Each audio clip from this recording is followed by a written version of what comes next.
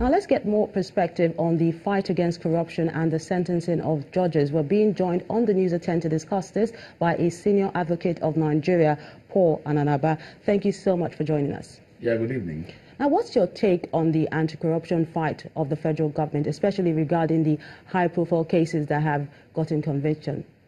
Well, let me start from the psychological content. I think this government has done well on the issue of corruption. Corruption has been so endemic in this country.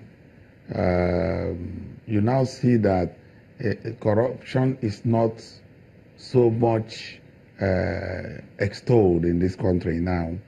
In terms of convictions, yes, 2 governors have been convicted. We should not measure success of the fight against corruption only by high-profile convictions. Yes, it's good 2 governors have been convicted, but at various levels of this country there is corruption.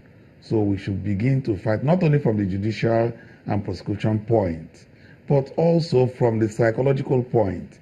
We need to begin a sustained campaign to let Nigerians know that corruption is wrong.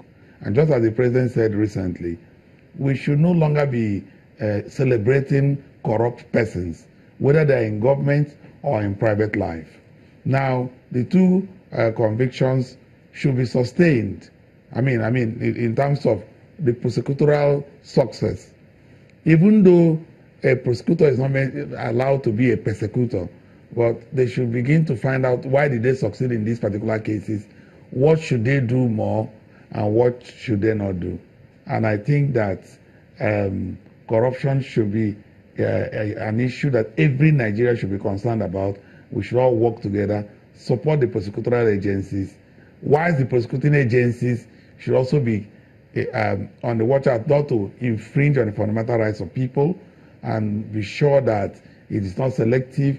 It is a word that wins the confidence of Nigerians. And I think that will help us to achieve more success. But you know that this administration rode on the wings of fighting corruption, but yes, a lot of people may say that these prosecutions came a bit too late.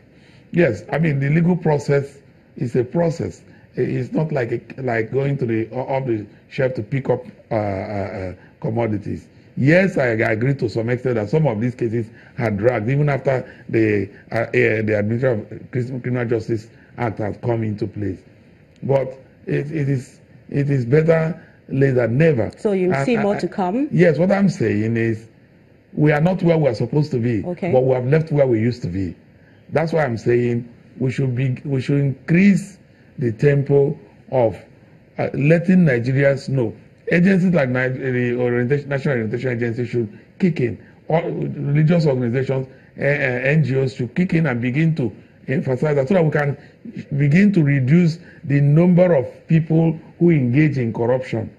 It seems to me that many Nigerians think that the fight against corruption is about getting prosecution, convicting people. We don't have all the prisons. We don't have all the personnel to fight everyone.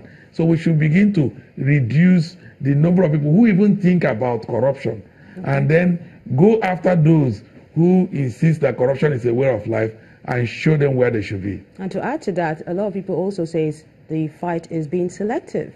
Well, those are perspectives. Okay. And I believe that even if you say it is selective, when it starts, it will burn everyone who is corrupt.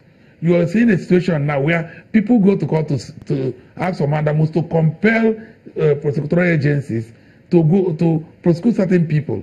So that's the beauty of it. If it starts, it will continue. It will not stop. So there's no issue of let's start somewhere. That's my point. Let's start somewhere, even if it is one-sided. If someone is corrupt, he wouldn't have been corrupt alone. So the other people who are involved in the corruption, he would not like to also be prosecuted alone. He may also come up to say other people were involved.